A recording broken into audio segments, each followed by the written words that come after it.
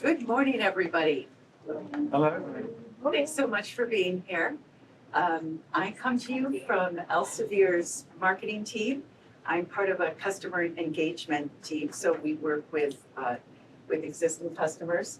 I'm a marketing manager there. My name is Pam V2, and I'm here today to talk to you about a new GenAI literacy program that we're in the process of rolling out.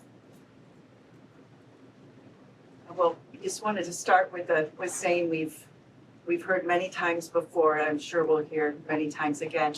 With great power comes great responsibility, and GenAI tools are certainly very powerful.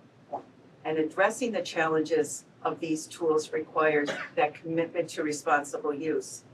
You'll see on the quote in orange here that there's with the pace of technology advancing, the ideas of some sort of philosophical speculation about AI is long since past. We're in an age of very urgent day-to-day reality of these types of limits and issues. And we've just collected a few sample headlines here that give a sense of what's at stake when there is an algorithm gone wrong. Peoples and groups end up injured and harmed.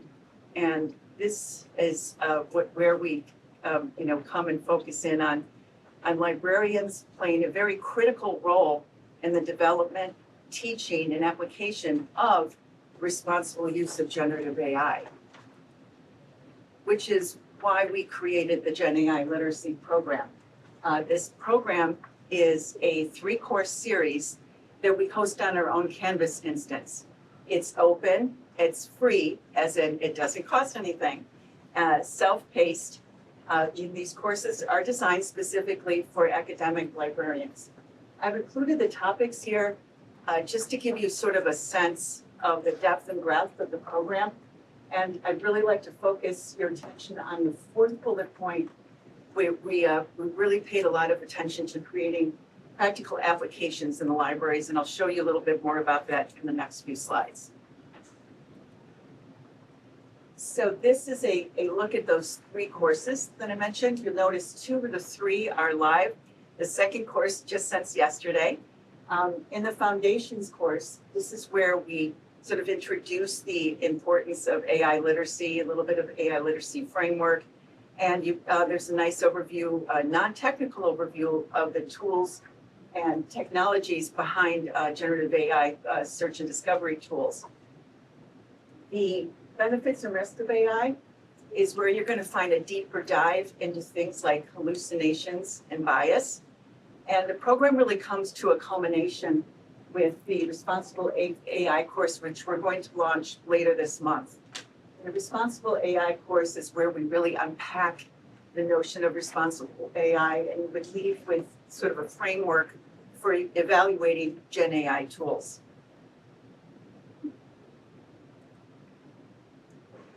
So now I want to just take a closer look at that first Foundations course, which has been available just for a few weeks since October 28th.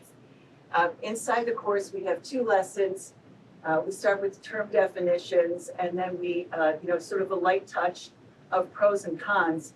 And because this is a 3-course series, you'll find that we've linked between one course and another. So if you want to learn more about, for example, about hallucinations and bias, there'll be a link in this course out to the course that has a deeper, a deeper coverage. We've tried to keep things as flexible as possible, and this was how we approached it. So there's a really nice, like I said, a non-technical overview of things like RAG fusion, vector search, LLMs, how LLMs are trained. And throughout the program, we use Scopus AI as an example tool. So you learn about the concept, and then you see how it's applied in a real tool. I should just mention here with a little asterisk, if you're interested in learning a little bit more about Scopus AI, the following session next door will be led by our Scopus AI marketing manager. So that's an opportunity to learn more about that. What you see up here in the corner is a part of the prompt engineering lesson where we've provided a link to a journal article that is a simple to use and apply framework for prompt engineering. To give you a sense of the look and the feel of the course, I wanted to sort of share some of these images. I don't know if anybody here has led a project where you have curated content from a large number of groups in an organization, and maybe you get great stuff, but it all looks completely different, right? So we have a talented group of in-house designers that this team was just created within marketing this year, and they spent a lot of time really smoothing over the design, ensuring everything is accessible and evenly designed, and the overall color presentation and color code. I shouldn't say color coding. Using like our branded designs. If you like the way this looks, or if it looks familiar, it's because you will find this in some of our promotional materials as well.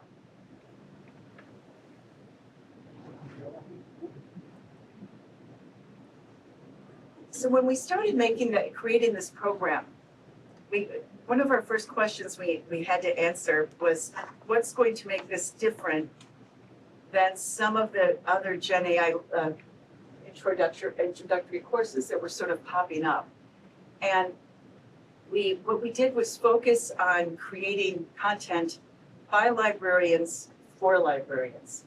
At Elsevier, many of our colleagues are librarians, so our marketing team liaised with our VPs of academic library relations, such as Emily Singley here in the US, and they provided content in the form of videos that were based on months and months of in-person workshops that they had been holding, across the regions in the US and Europe especially. So we have this unique video content, such as how LLMs are trained, the history of search and information retrieval.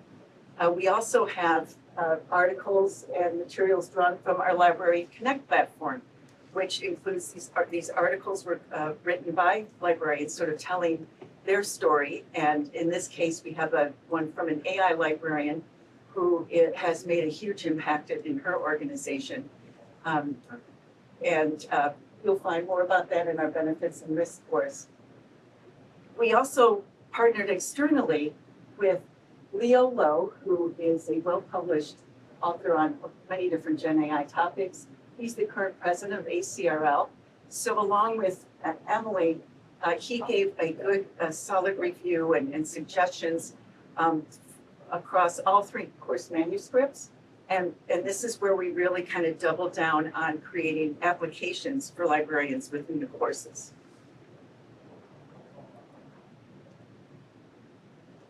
So thinking about each course has its own content, but one thing that the courses all have in common are these support materials at the end of the course.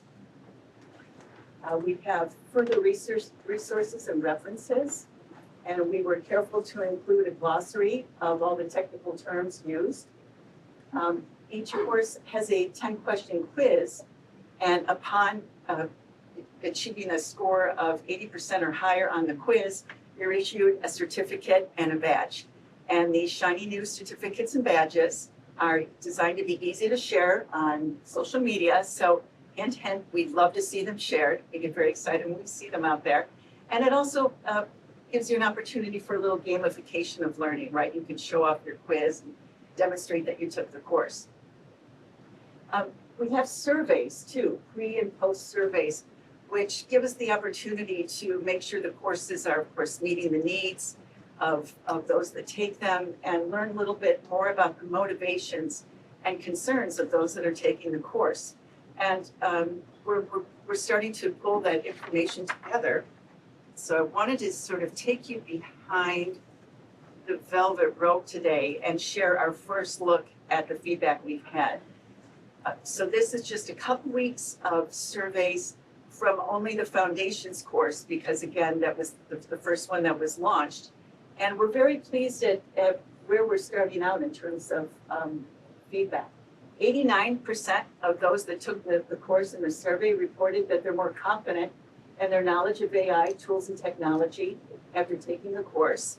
And when asked on a scale of 1 to 5, how likely they are to apply what they learned in the course in their job in the next 6 months, the average response rate was a 4.1 out of 5. And overall, the course has a 47 NPS score, which we're very happy with. 50 is considered excellent.